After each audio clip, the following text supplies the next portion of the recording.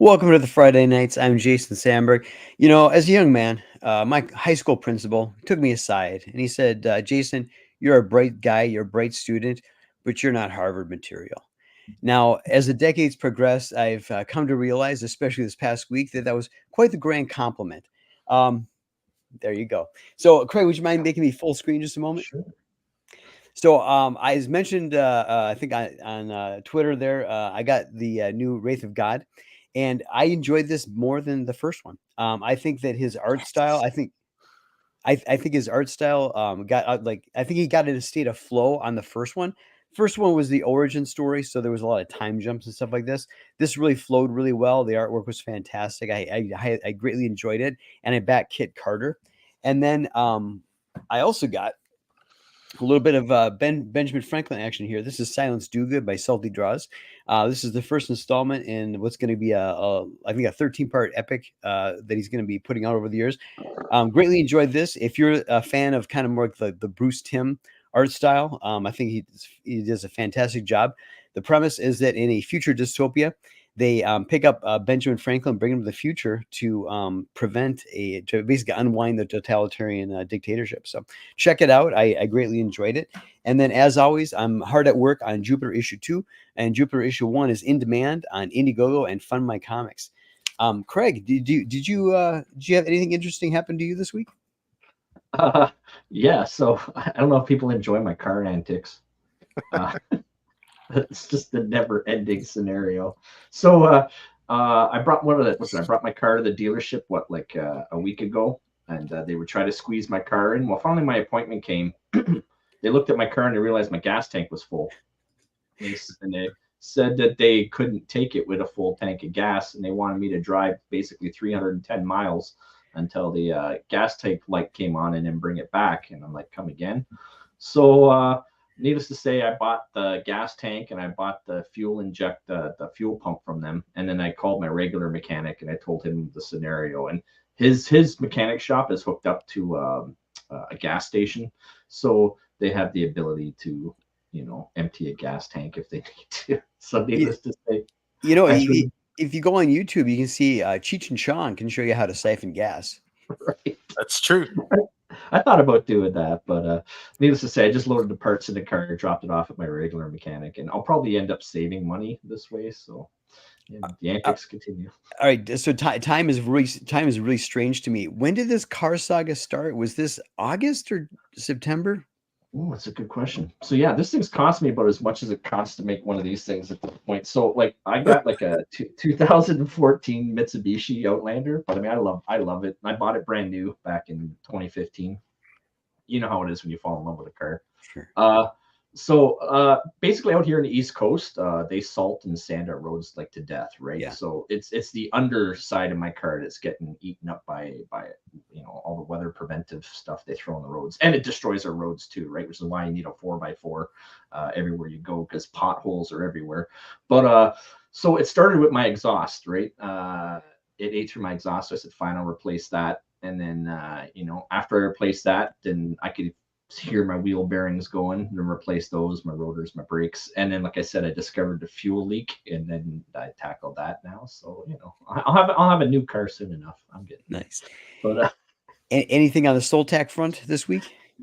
yeah, actually, yeah, I decided I brought up my so I brought up the same two images I had yesterday, but I've got something really cool I want to share here. Nice. So I mean, okay, so yeah, that's the old flats. I think I showed you the colors. Yeah, I showed you this one already.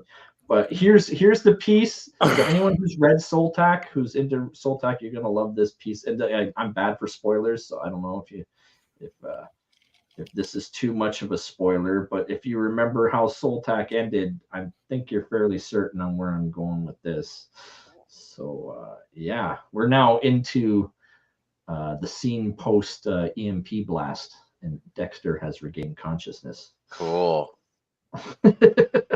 So yeah, I'm only seven more pages of line art left, and then that's I finally got it done. So I'm still aiming. I'll at least have production done in March, and then as you know, it comes the game with the printers. Yeah. how long it takes for them to get around and vetting your print files and going through each page, making sure everything's high res and all that back and forth. But yeah, I'll still have the book done for merch. Nice. And then I don't have any books to review. I was flipping through Aaron Lopresti's 25 years of sketches. I was gonna show that, but and I mean, our guest may or may not be joining us this evening.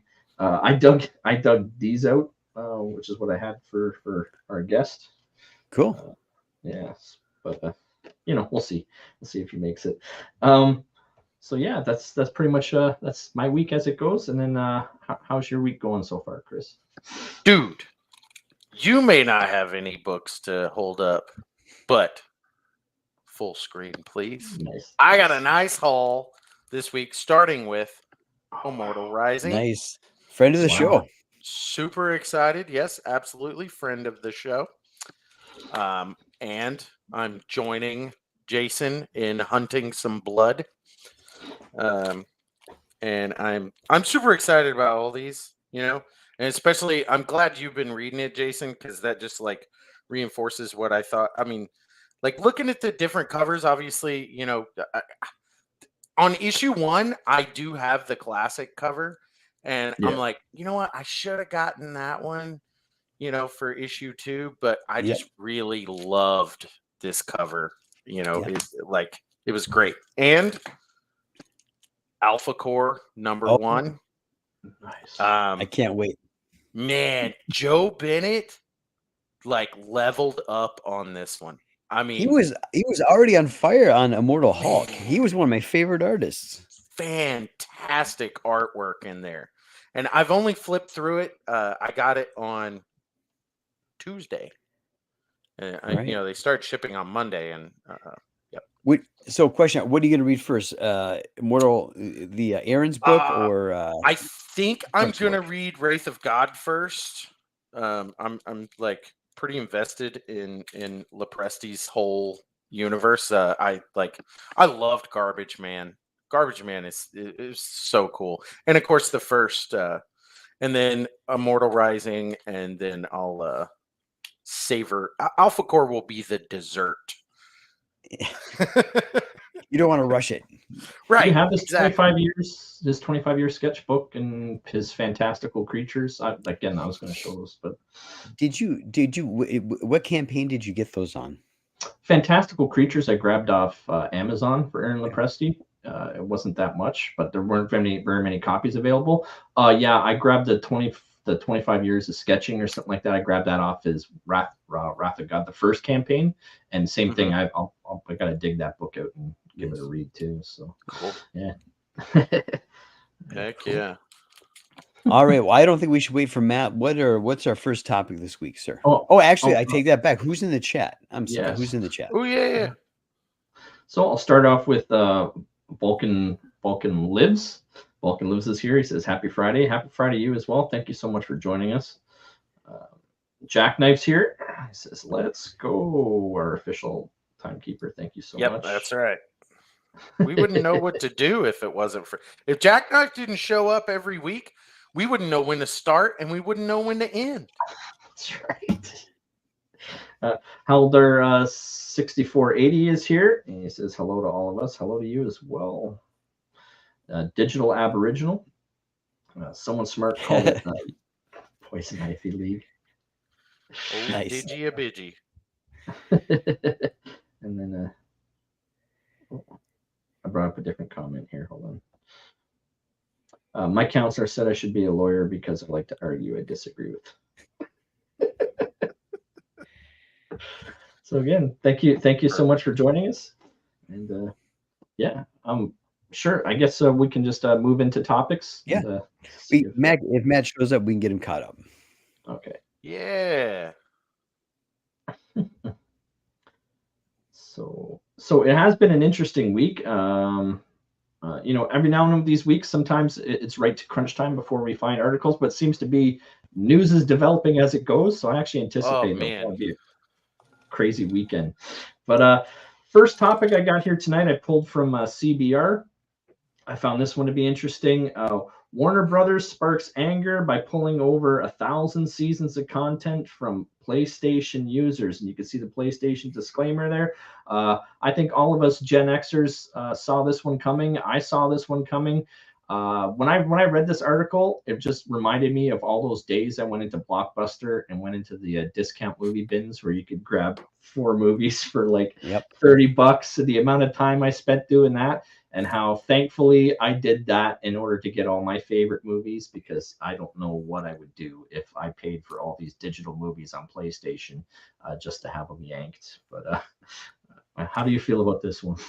I think it's outrageous, and if they didn't have the foresight to make sure that if you not rented, but if you bought the digital media, that you would have in perpetuity, that's just outrageous. If they didn't think of that, or they buried it in the fine print, and it reinforces everybody's worst suspicions about this kind of neo serfdom that they're trying to impose on the world, as it were.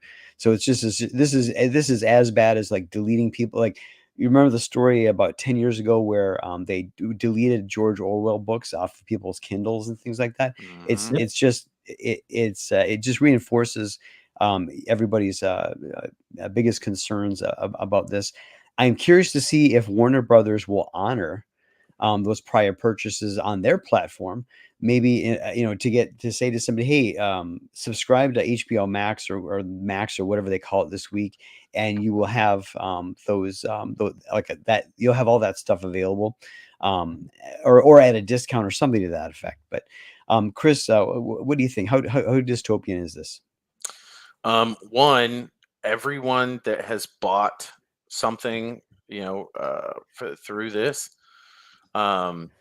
everybody get together and it's show time, because and even if there's something in the contract, like, I'm sorry, but a judge is going to look over that and be like, well, wait a minute, there's damages here. I mean, there is no way around it. If your contract is bull crap, then your contract is bull crap. Like, if I paid for something, then it's mine. Like, I don't, and this is one of the things, living in the digital age, that I think things haven't, like, the law or court precedent and things like that, they haven't caught up, because like, take for instance, the Fourth Amendment. Like, you can't be searching my stuff, but it has certain language in it. Is this one of my effects? Because this physically, yes, but I don't own any of the software in here. Why not? Why can they say, well, you don't own that software, so we can take your device because so-and-so that owns the software gave us permission to access the software. That there's issues when it comes to that, and I don't know how to fix any of that. I just know that it's wrong. So I agree. The solution somewhere when it comes to property rights, all these sites, all these stream services, all these digital platforms that offer you movies and music and catalogs of stuff, once you've paid for that content, you should be able to download it into your computer or into your device. You've essentially paid your price to be a user, to have that content available to you, and you should be able to download it into your own library. And in the event that the time has elapsed between binding agreements of subcontracted people and they part ways, it should be as long as you've downloaded it, you have it. But yeah, when they're the ones that hold the content, they basically have all the doors, all the keys, all the rules, and you're not even really a tenant, because they can evict you and what you paid for at any time, and you have no right to and no say. Yeah, exactly. And this whole, it comes down to this, that line that we hear: you will own nothing and you will be happy. That this is what you get when you own nothing. They just take whatever they want.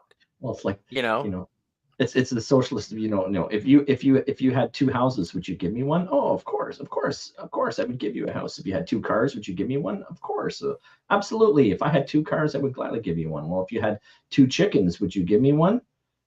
Pauses. What? Why are you hesitant? Tell me you would give me one if you had. Well, I actually have two chickens. So. Right. Well, and it's like the deal they're actually trying to make is you have two houses. Can I have one? And then you're like, no, I use the extra house to generate passive revenue Right. or whatever. And they're like, okay, we're gonna come back with guns, and now I have two houses and you have no houses. And you're like, wait. Craig, can you make me full screen here? Sure. So I foresaw this era coming, and so I made sure that I have a physical unopened copy of the best movie of all time, which is That's awesome. Sergeant Pepper's with the Bee I'm at Gees your and my Peter Beatles Pan. page, so I'm right So there with you. it's not even opened. I mean, so I preach it, I live it, I walk the talk. Nobody's prying this from my cold dead hands. Nice. That's What's your take on Yoko Ono? You need to put that back down in the missile silo, Jason. Give North Ireland back to the Irish, give Lapland back to the Japs, give Finland back to the Finns, and give Yoko back to the Japs. That's right. There you go. All right. Well, we know that Warner Brothers sucks. So I know not as much as Disney. Yeah, right. That's true, man. Oh, speaking, I did want to mention anybody watching, you guys, all that. Go watch Daily Wire's Lady Ballers. It is the funniest comedy since Horrible Bosses 2. It is hilarious. It is what you want in a comedy movie. Now, I will admit it's a little preachy on the political side, but it's funny. Like they spin it really well. It is hilarious. I was literally laughing so hard I had tears in my eyes. Watch Lady Ballers from the Daily Wire. It is so freaking funny. Give it a chance. Yeah. I also added to this as well. Christopher Nolan telling us what I already know, urges fans to purchase physical copies of media, i.e. Oppenheimer. Yeah, I don't know if there'd be a resurgence. Like how many more times will people get burnt with losing all their digital content? So like, for example, I had Xbox Live for close to almost 2 decades. But I knew once I stopped paying for that, like it's not much money that I saved, but I knew once I stopped paying for that all the stuff that I had unlocked, I no longer have access to it. But the difference is, if I ever did get Xbox Live back, all that content would be available again. Yeah. What do you guys think about the conspiracy theory that Oppenheimer is a prequel to the Godzilla universe? Checks out. Well, yeah. I mean, you need one to happen in order for the other, right? All right. So we're on the same page. All right. What's next, Craig? Okay. So topic 2 for this evening that I picked up. This one interesting. Got a good laugh out of this. This one came from. Yeah. And I do want to take this one paragraph at a time. So hit us with let's take this. We're gonna take this one paragraph at a time. Yeah. Okay. Bear in mind, though, this is a hacky sack slide that I've sort of pasted together so it looks pretty, but we'll do our best. So for AP, 4 men, this is in Britain. They're charged in theft of a satirical golden toilet that they titled America at Churchill's birthplace in London. So again, I did my reading on this. I think they're up to 7 people have been charged. The original crime happened, I want to say, in 2019, but they finally started dropping charges on people. So in London, 4 men were charged on Monday of this week for the theft of an 18 karat gold toilet from the. Again, this is where my need for glasses comes in. The Birdheim Palace. The sprawling English country mansion where British wartime leader Winston Churchill was born. So the toilet was valued at £4.9 million. it was considered basically a working piece of art where people would they would have to pay for like their 3 minutes with the golden throne, and then they could do their business in private and come back out. Needless to say, when the theft occurred, basically the thieves that took the toilet, which is still missing, nobody knows what happened, but I mean it's fairly safe to say they probably melted it down already. But they didn't do anything with regards to plumbing and stuff. And it is a working museum full of artwork and historic pieces. They basically ripped the toilet out. They let it flood the entire gallery. So they're more or less trying to recover the gold as well as go after the thieves for the damage they did to the museum. All right. So first off, hail Belmont. Good Yes. to see you in the chat. All right. Yes, Before we sir. go deeper, I want to stew on this, guys, because first of all, what are the odds? What are the odds that it was taxpayer money that gave the grant to get together $6 million worth of gold to do a toilet? Do you No think doubt. do you think it was privately when the artist did the initial work? Do you think this was taxpayer funds, or do you think somebody actually some private people actually crowdfunded it or patronized it? What do you think? I myself, absolutely. It always is. I mean, I could pull up stories of stuff that's happened here in Canada that absolutely blows my mind. For example, one person had this massive canvas that was the size of a wall. I think the federal government paid $20 million for it, and the only actual painting I could see was somebody put a yellow streak down the left side of this blank white canvas, and the federal government paid $18 million to someone. I mean, this is just outrageous abuse of taxpayer dollars. So no doubt that it probably came from the hands of taxpayers. Chris Faction, it is not a new story to be scandalized about how taxpayer funds have been used to create extravagant and terrible, useless art. Do you feel any better knowing that if you go to this installation, you can drop a deuce? I do, because the thing is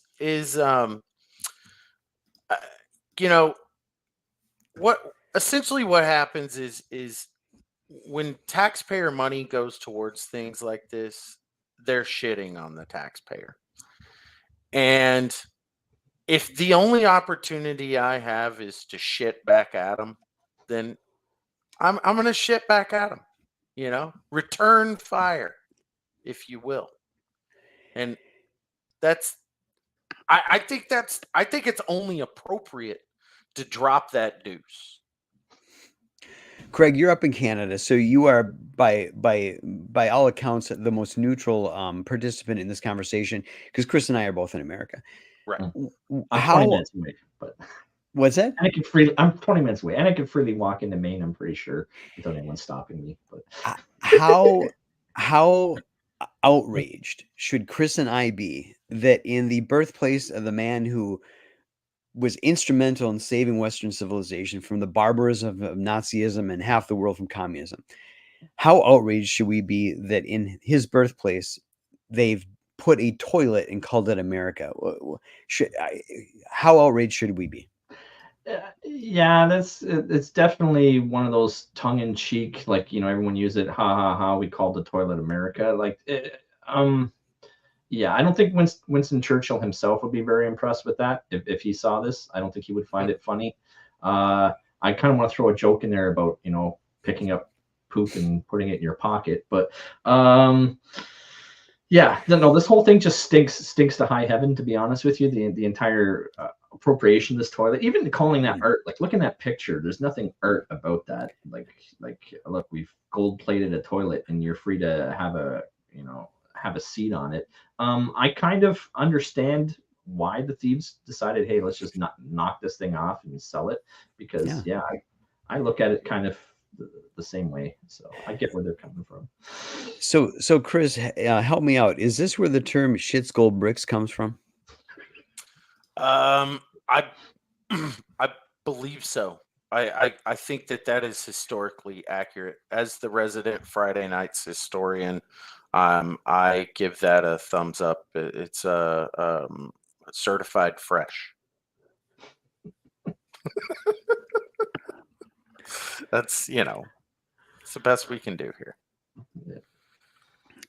So I'm just gonna say they might call it art. I don't get it. No.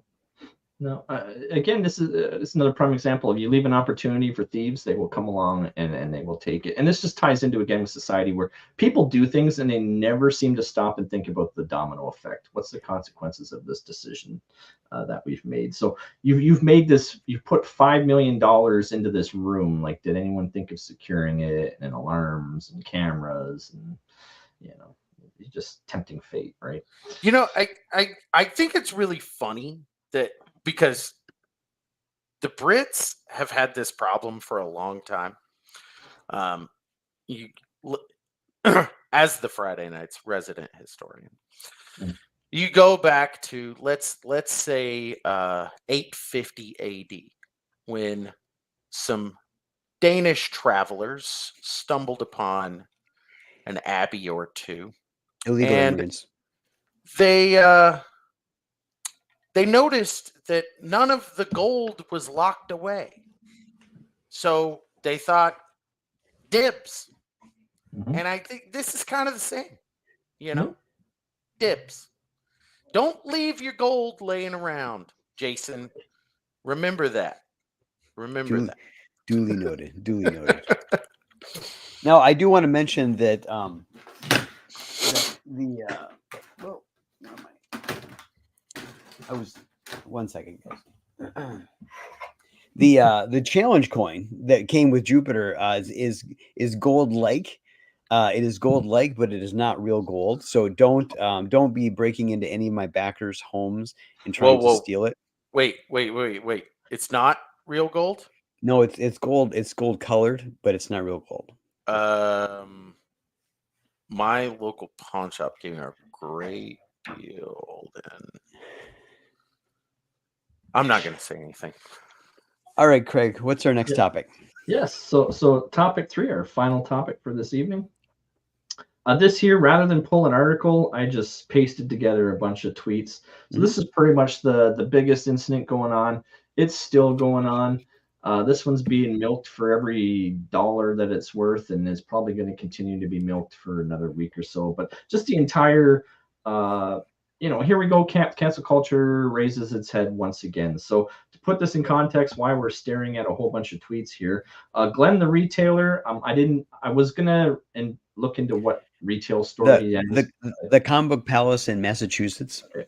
So yeah, that's the name of his YouTube channel as well. By the way, in our description, if you go there, there is a link to his YouTube site, as well as Mike Millar's YouTube site. I put those in the description if anyone wants to go over there and subscribe. So essentially, Glenn, he said the quiet part out loud as a retailer. Heaven forbid, as a human being, he voices his own opinion. As an individual freely, right? He owns a comic shop. He's owned a comic shop for over 30 years, buying and selling comics. He speaks from the ground floor. 30 years in a business, by the way, is incredible. So hats off to him for maintaining that business for 3 decades. He just basically said, hey, look, these books that are in my store, I can't sell them. No one's buying them. No one's coming in. No one's buying these things. The stories, they're not that great. They're not exciting. Nothing on the covers is exciting. The stories aren't exciting. And they're piling up and nobody wants them. So if you go over to his YouTube channel, basically every week he'll show what's new on his the newest books that have come out. Yep. And he'll just quickly talk about them. Now, yes, it's kind of condescending in nature, like, well, not impressed with this, So yeah, he's a little bit jaded. I'm imagining it's got to suck being a retailer and having all these books coming in your shop, and you mean a hostage?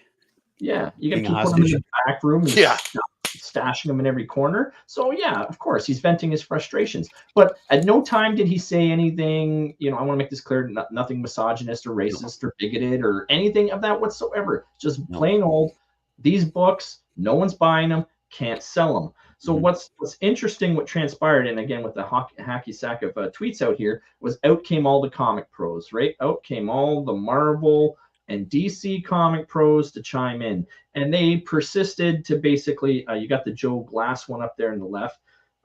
So needless to say, I think what really did spur, I don't know, again, where the shots fired began, if it was with them. I don't want to assume. I don't know. So what I saw was that there's a guy who had a fairly small Twitter account. He quote tweeted or tweeted out the short clip. It was like 30 seconds or whatever, and then he tagged a bunch of people in it. And I think what happened was that it struck a nerve, and so they had to go into deflection and clutching their pearls and so forth, and ad hominem attacks and questioning his intentions and so forth. And I think that's and then I think also because he was, I mean, he's been doing it for 30 years, right? And in the direct market, the first tier customers are the retailers, and they're ordering on behalf of the customers, either through pull list or through, hey, I've got somebody here that likes this book. I think maybe they'll like this book. I'm going to order, or a copy, make a recommendation, all that kind of stuff. And that LCS retailer relationship that you have with your customers, you can't. You can never know exactly what the customers are going to want, but your job is to understand what you're pretty sure they're going to want, and there's that interplay, there's that dialogue, there's you purchasing or abstaining from buying. That's the signal that goes. That's the signal in lieu of a price system to send information back to the publisher. Shadow Punk in the house. Yes. Sorry.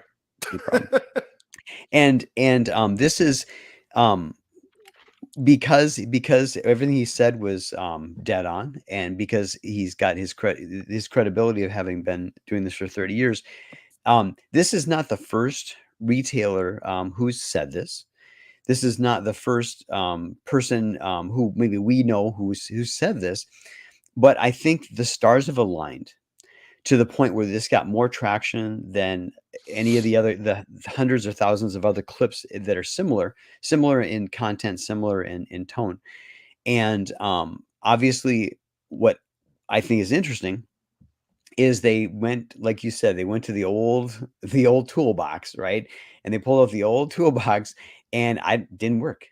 It didn't work. Right. And again, and that's the step that I'm not entirely sure if they attacked first or if it was the result of Mike Millar getting in there, and then him and Ethan having that exchange, and then if that's what set them up, or were they already calling him up? The post tagged a bunch of creators, Marvel, DC, Dan Didio, and like everybody, and then it got traction, and then the usual suspects did their usual things. Donnie Cates, who probably has never been to a hardware store, said, "Hey, how would you feel if you went to the hardware store and the guy said these are lousy hammers," right? The usual suspects did their stuff.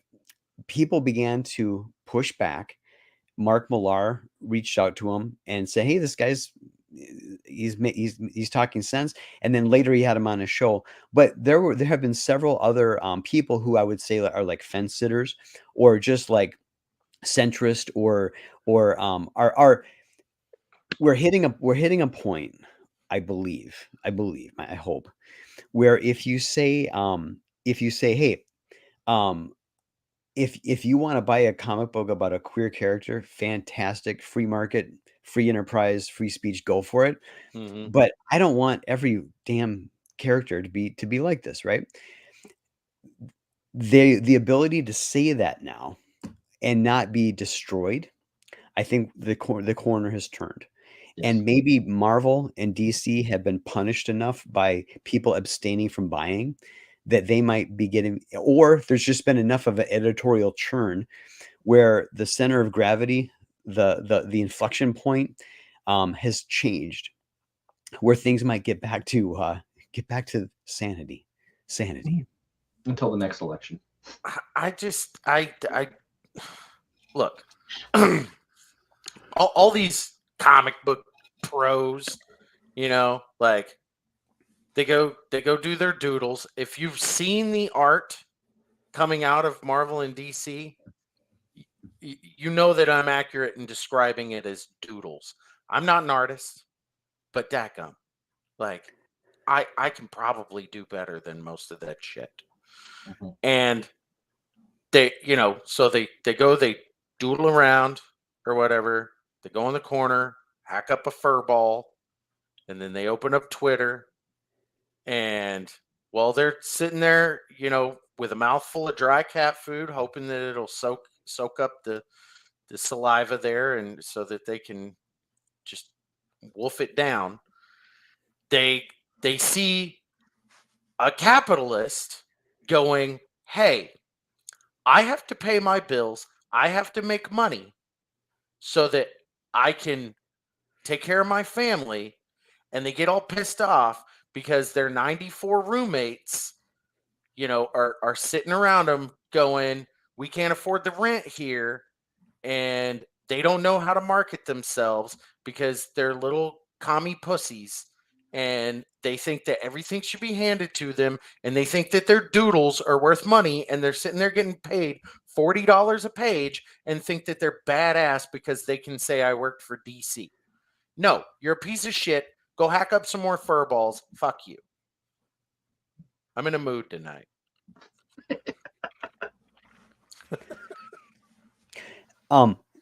So I mean, this is fortuitous because one of last week's topics was can anyone save the LCS? Because Right. comics as an art form are dying, but I think we all would like the LCS to survive. And I don't, and my opinion is that Marvel and DC, I don't know if they're able to fix their problems or to save them, but the path forward is going to be discovered by those retailers that can find the right mix of content, the right mix of offerings and wares to stay afloat, right? And we all are better off if Marvel and DC are doing well. So because if you're an indie creator, whether you're at Image or Dark Horse, or you're someone who's crowdfunded your print run and you're going to get into a store, long term, the more people that are going into the shops every Wednesday and browsing the racks, the better it is for everybody. And they have severely hurt these retailers by giving them stuff that they literally can't sell. Well, I think those of us in the indie comic space should definitely look around our regions, and find our not just our local comic shop, but one in the next county over, or, whatever you're close to. Like if you live in a big city and there's 5 or 6 comic shops, then okay, reach out to them too and see what it takes to get your stuff on the shelf. Like I get it, indie comics are more expensive, but you're also you're getting that quality that these books have. It's the quality is immensely better than what you're finding coming out of Marvel and DC. And I think that if we as a community want our local comic shops to survive, then we need to start trying to get stuff on their shelves that they're able to sell. I mean, and just realize the challenges in there, and try and work it out, Well, there's a step missing in all this, right? So, so for starters, right? I mean, if we want to go back to the problems, right? The problems all originate with universities giving out, liberal arts degrees, right? Useless diplomas that are like touchy-feely political science sensitivity stuff that have no grounded use in the real world. So we had to create artificial positions and oppressor and systematic injustice and all this stuff to justify all these crazy jobs, to give all these people various jobs in these corporations to make the world a better place. Kumbaya, right? Which is how they've infiltrated. We've totally done away with meritocracy and hiring, the best writers and the best artists and the people at the top of their game were then sought out by the top companies in order to create the best product, which would also be, I wouldn't even dream of making a comic book if those were the comics that were being made, because I would be looking at them and saying, I'm wasting my time. These guys are creating the entertainment I need. It's why I created my own comic book, was because of just how mediocre and bland the things I loved had become. I said, hey, if I can do it better, why not try? Right. Yeah. So to tie into that, like Disney and Marvel and DC, their solution was to basically bully bully the retailers and bully the fans, right? Mhm. Basically, if you speak out against us, if you're honest about what our product is like, if you Yep. say the truth, we're going to call you a bunch of names. We're going to scare the crap out of you. We're going to ruin you, and basically buy your stuff and just shut up and smile. And for the longest time, it worked. I mean, I remember being absolutely terrified in the beginning, worried about being doxxed and being outed or having somebody get a hold of my employer. Like, I don't have those fears anymore because I'm retired, but at the time I was still in the military, and these things concerned me. And it's crazy because, I mean, I joined the military to protect my rights and freedoms, and Yep. here I am worried about exercising them. But at what point, do the retailers start pushing back, which is what he's doing, and telling them, like, no, we're not going to do this anymore? They also have to be receptive to indie, right? And my fear, and again, maybe I'm biased because of the experience I went through in my area, Mhm. but my LCSs are very much pro DC and Marvel. They're pro the social justice stuff. They're pro toting the line. They don't even want to look at my comic if I don't share the same politics with me. I'm not welcome in their stores. So my question would be, how many retailers would be open, or how many of them are just Kool-Aid drinkers that are just going to do whatever Marvel and DC tells them? And Like, in that case, yeah, let them fail. If that is how they want to be, if they want to be the bigots that they accuse right, us of being, then let them fail. Because the market finds a way. I mean, it just does. I mean, well, it is self-correcting. That's what you're seeing is happening, right? Yeah, exactly. Yeah. So it is very telling in terms, if getting back to like the left-wing politics and the Marxism and stuff like that. I mean, the Soviet Union was rich in natural resources and literally had they had the power to kill you, and they couldn't get it to work, right? And the reason is that there's not, because there's no feedback loop. There's no feedback loop. There's no feedback mechanism.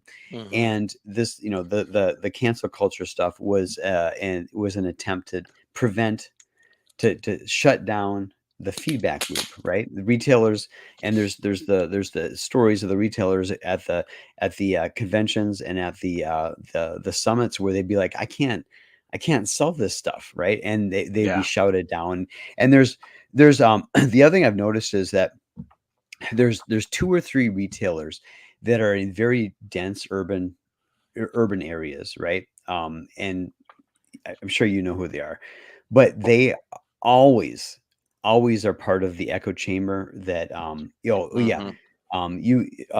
yeah, I wouldn't want to buy a comic from someone that doesn't agree with this party line or whatever. And you must be doing something wrong. I'm great. And they don't realize that they're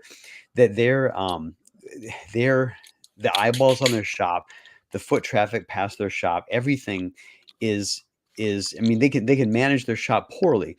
However, everything is algorithmically a function of how many people are literally in the urban density, right?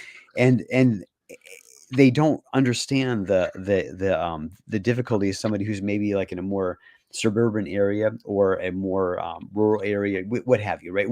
Where you've got it's a different ratio between your foot traffic and your overhead and so forth. But the retailers tried to give them that feedback loop, and they were shut down. I am curious to see what 2024 looks like. If there's it not necessarily a sea change, but at least if there's a curtailment and a confining this craziness and getting back towards what with the readers want, which is give me 2 or 3 issue story arcs. Don't give me 6 issue story arcs. If your artist can't keep up, make the book go every 6 weeks instead of every 4 weeks, right? Because people jump off of a title if they love the artist and the artist gets burned out, and they do musical chairs. And then the other thing is that with the 6 issue story arc, if you do not like what's happening, you're like, I'm checking out for the next 6 months. I'll come back in 6 months and see if you figure this out. And the pattern is that they'll do something with a storyline that sucks, but they double down, and it always goes like a second story arc, so they can get 2 trades out of it, right? So Yeah. any kind of mistake. So intertemporally, they're compounding and extending the errors. Now, back in the Silver Bronze Age, you could have crazy stuff happen, right? You could have crazy stuff happen, but it would be two issues, and things would go back to normal, right? Or get back to the status quo, get back to equilibrium. Nobody wants to be unhappy for 6 months, like buying something where like I do not like this. This is no good, right? And I'm fingers crossed. There's enough. The publishers are feeling enough pain, or they're getting enough feedback from their from their finance, the P&L people, to say, okay, what worked in the past? What worked in the past? Let's do that. So time will tell. Yeah, I think you kind of hit it spot on, you know, and I mean, the thing is we grew up with our local comic book shops being, you know, the place to go.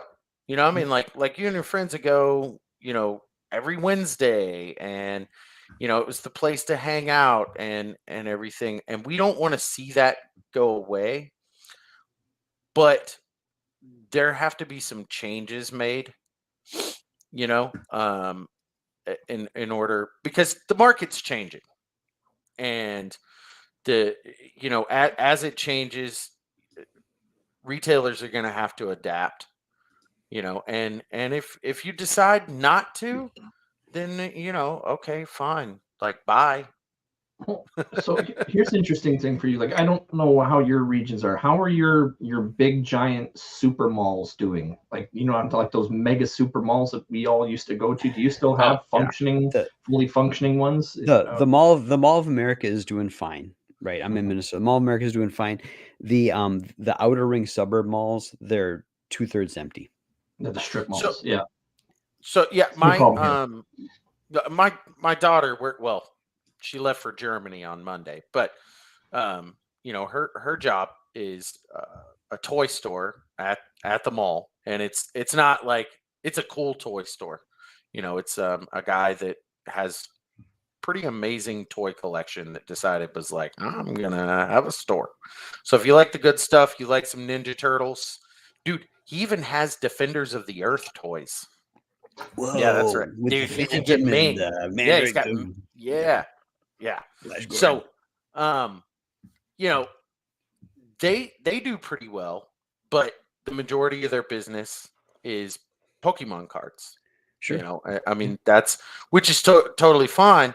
But the mall as a whole, it's not, you know, if you're probably going to find good prices on toys in Action Jacks, which is the name of this shop.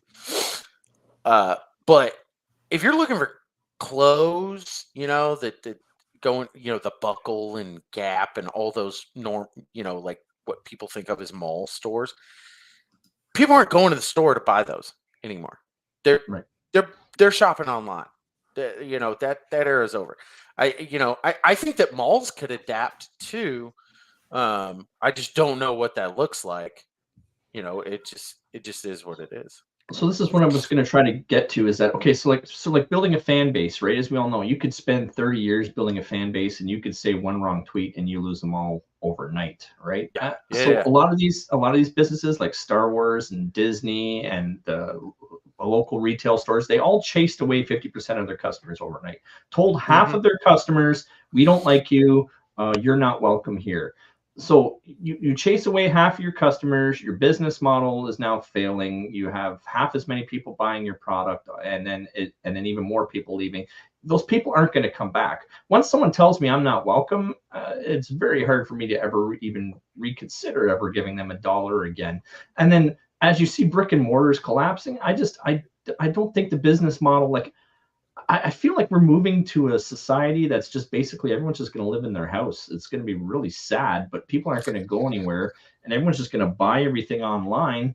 I don't know. I don't know. Like, I don't know, but because with every generation, there is a rebellion from the previous generation, and currently among Gen Z, which grew up completely online. Mhm. There is, it's not everybody, obviously, but there is a rebellion from the perpetually online life going on with Gen Z, because their parents are people my age whose teenage years were in the 90s, which, was the last decade. I mean, everything became a garbled mess after that, but it was the last like definitive decade. And I know, like I have, an anecdotal example in my own daughter where, yeah, like she gets online, but man, she's going to concerts, and she's in Germany right now. And, she would rather be out doing things, and all of her friends are the same way. Like, yes, they have social media, most of it Instagram, but their life doesn't revolve around that. Their lives revolve around each other, and going and doing teenage stuff or what, just like when I was a teenager. And I think that that's how you get out of this kind of spiral into living in the pod and eating the bugs, is people want real experiences. These kids, they grow up, they're listening to their parents talk about, like, man, when I was a kid, I ran out the front door and my parents didn't know where I was and didn't see me until the street lights came on, and we didn't have cell phones. And they're like, how? And so I think that there's a hunger for that, and there is a certain portion of the Zoomers that are going to kind of lead that charge. So Vinyl is back with 8 tracks. Yeah.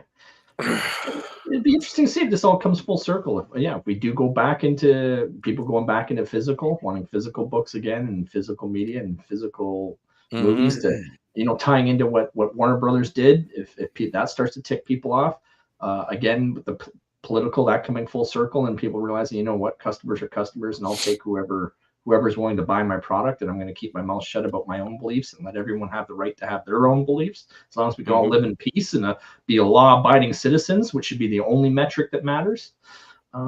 Yeah. Well, you don't want so in the music industry, when things started, when the music industry started to decentralize, first it started with like Napster, and then everybody's like, that's piracy. But then next thing you know, like you have, fast forward to now, you have all these streaming services where everybody's music goes. And the thing is now I have access to a library that's so big I could never actually find everything that I like.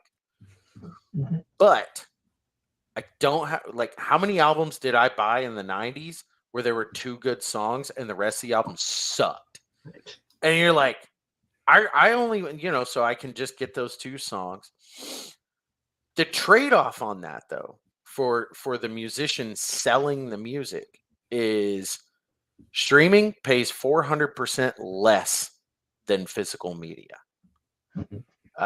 And that sucks for in other words, it is harder to break out and make it your job, and it's in any indie endeavor, that's how it will end up. Is the market will be massive. I mean, I know just here in Texas, like, I know we focus a lot on CG, but the indie comics thing is what CG is, a small portion of that. There are tons of creators out there. And I know here in Texas, like, there is, you can go to my local comic shop, or say if I go down to Austin, that's probably going to be your best bet. They will have an entire wall of just indie books. Oh, wow. You know, and I mean just all kinds of stuff. Some of it good, some of it bad, some of it somewhere in the middle. You know, and that's, you know, it's thriving, but it's going to be a lot harder to break out. I was actually having a conversation with one of my customers the other day. I was showing her some of the colored pages for Nano 13, and she was just like, "Wow, wow!" And this older lady was there, and she was like, "Oh my goodness, you're going to sell 1 million copies of these." And I was like, "Huh, Yeah. I wish," you know, like, but that's, you know, I mean, the older generation, they remember when comics sold. They remember when Mighty Mouse sold millions of copies. You know, so to them, that's like, well, if it looks good and your story doesn't suck, it should sell 1 million copies. Like, well, back then there was like 20 titles. You know, now there's thousands. See, it's not necessarily quality, as you know, it's how many people you get your product in front of, right? Yeah. So you know, you can only sell as many copies as much as you have reach, right? Which is the one reason why, you know, Star Wars and Disney and DC and all them have the stranglehold they do, because they're global, right? They're in every single store, they're in every single retailer, they print in the millions, right? They have millions of copies made even before they've sold a single issue, and the machine just keeps going, the machine just keeps going, the machine keeps going. This is the $1 million question all indie creators are having, is how do we get our product in front of more eyes? So, like, again, this ties into I'm going somewhere with this, with me going to those night markets and just selling my book to absolute strangers who don't know anything about me, right? All they see is a table, a booth, a big blow up of my thing, and a bunch of comics on the table. They don't know jack shit about me or my book. Put a big blow up of your thing? No, I've got a big banner with like this character here. It's a huge banner, like the 6-foot banner of him standing behind me when I set up my table, so they see that. But again, I do very well. Complete strangers come up, they absolutely love it, exactly like you said. Oh, this book is amazing. Oh, you're gonna, you know, great things are gonna happen to you, and the copies fly off the table. The problem is, I'm just one person at one table for 3 hours, and as great as I do sitting there by myself, you know, if I could multiply that table times 1,000 and be in 1,000 different locations, then the money would really be piling in, right? So that is the question: is how do we multiply our product and get our product in multiple locations without distributors looking at us, without the big names even considering looking at us, right? Well, you know, and I mean, go ahead and finish. I'll no, that's I'm pretty much done. So. I actually let's see. Oh, I was in Pontificator's comments, like this was like months and months ago, and somebody proposed an idea of Comicsgate ambassadors, if you will, and I thought it was a really good idea. And essentially, what it was is, if you would like to put in some sort of investment and set up booths at like cons or you know, something like that, and essentially have a catalog of books from all types of creators. You know, obviously it's Pontificator, so you know they're talking CG centric or whatever. But those books are kind of on consignment to, you know, so they're with you, but you're selling. Sure. You're selling for them, you know, and then you take your percentage and you give them theirs. And I thought that might actually be, I would like to see someone try it, you know, because, you know, say you had a dozen creators give you 10 copies each of their book, you know, for, you know, on consignment. And then you go to your local con, whenever that is, you know, I mean, like in my area, there's 2, one here and then one in the next county over. and then you sell their wares, you get to, you know, keep what you earn from that and then pay them for their product, you know, and spread the word that way. You know, like I said, I would like to see someone at least try it, you know, and see how it works out. But it would take, you know, a dozen or so creators to be like, I'm going to take the risk and send you 10 copies of my book and hope they sell. That's right. You know, and not get damaged on the way. Yeah, front load the cost and then hope that it pays off. I mean, again, this is the $1 million question, right? Like you're that very well might be it, but I mean that someday someone's going to crack this and they're going to figure out what we need to do as independent creators to get ourselves seen by more and more and more and more people. Because that truly is, it's not the quality of the product, it's the amount of exposure. It's how do we get it in front of more and more people and get past all these gatekeepers, these corporate. Well, and you're always with anything in the creative space, whether it's you know, novels, comics, music, anything, everyone has a different taste. This art style is drastically different from this art style. Now, I like both of these, but there are some people that are going to see this and they're going to say, wow, I love this. And some people are going to say this and say, that's not really my thing.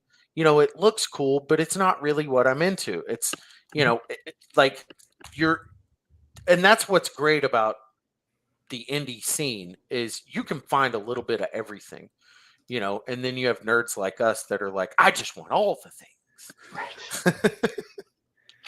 But yeah, I mean, that's how the market always is. You know, not everybody likes every genre of music. Not everybody likes every genre of movie or whatever. It's going to be the same with comics and you know, like more power to the creators for being able to really put their vision on paper and, you know, and find the audience that that they want to sell to, you know. I mean, what a great time to be alive. Definitely. Well said. Well said. All right. Any parting thoughts before we wrap it up? No, other than again, thank you so much for the chat, for joining us again for the Friday evenings, it's Friday nights. It's unfortunate our guest wasn't able to join us tonight. I'm sure he'll tell me what happened at a different time. But again, thank you again to everyone for showing up. As you know, we're here every Friday night at 9 p.m. Eastern. We always have 3 topics, and we try to have one guest join us.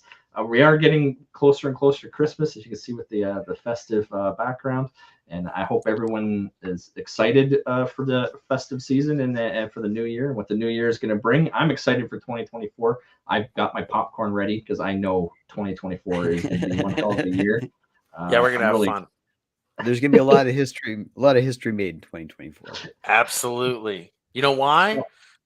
Because Soltec issues 1 through 4 are going to end up in my hands. Jupiter number 2 is going to end up in my hands, and Nano 13 issue number 1 is going to end up in your hands. Nice. The one thing I will say, when you do get the single issues, I encourage you to read it again in a single issue format. So that far, everyone's told they prefer the way I've written the story this way. The page turns are in different locations. Yep. Because I took all those single images out, so it completely changes the layout of the books and everything. I'm excited for that feedback as well. Cool. I'm actually like because Craig knows the copy of the graphic novel that I got and how it was. Craig has explained that he was the guinea pig on that, you know, and so yes, the pages are falling out, and I was able to get through the whole thing without it falling apart. But I'm very glad that I will be getting the single issues and will be able to read it in that format. And I do plan on just tearing all the pages out, and they will probably end up here on this wall in this space. You know, to just add to the artistic flair of this room.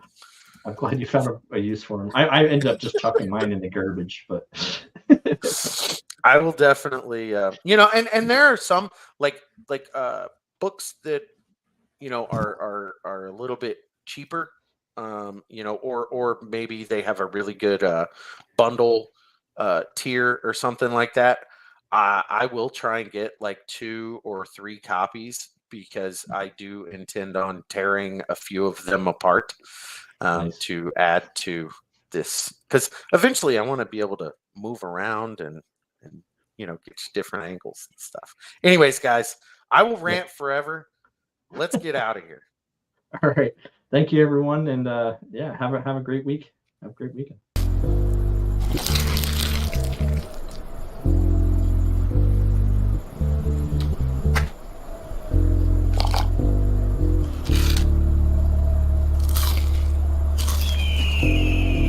Burger, fries, and a Coke. Don't bother me. I'm eating. If it doesn't get all over the place, it doesn't belong in your face. Well, of course I'm on a drug. It's called Charlie Sheen. Carlos Estevez. Carlos Sheen. Charlie Estevez. Whoa, reminder. Tiger blood. Adonis DNA. You. Booger blood. Poo-poo DNA. Well, yeah, of course they reached out when I was drowning in cash. I'm joking. Well, yeah, of course, a lot of celebrities reached out, but after I started cutting off their hands, they stopped. Fucking smoking is like, smoking is like, you're gonna die from fucking smoking is like, fuck you and your fucking smoking, fucking criticism. Read my lips. Your Mother Hubbard fucking a pinata. Crap, this is mind-blowing. Are you my real grandparents? You're a freaking hairy chicken with a corn dog limp. 10, you got 10, you got 20, you got infinite kindness, you got infinite gratuity. And through that, you can find something that's perpetual inside of you. Like you're drinking that coffee, there's something spiritual about that. If you look at something and there's nothing there, what's the difference of figuring out what it was in the first place? I mean, these are metaphors. You must understand that you go to Chinatown, you get nunchucks. Well, now you can't get nunchucks. Before you get nunchucks, and they hit yourself on the hand, you go numb fucks, because it hurt, but you didn't want to say ow or anything like that. You just said, so this is the divine intervention. You could become a spiritual guru on your own, but you just have to tie your shoes, and you just have to know how to eat burritos backwards. I want to get to burritos. I want to talk about burritos. Burrito backwards. You eat it backwards. The leaky part starts going first.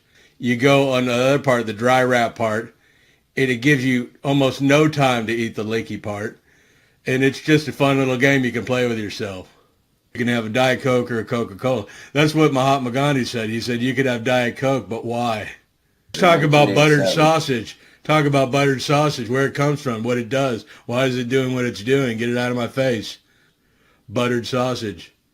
It's not my jam. I don't buy jam. I buy honey, and I kiss it on the lips.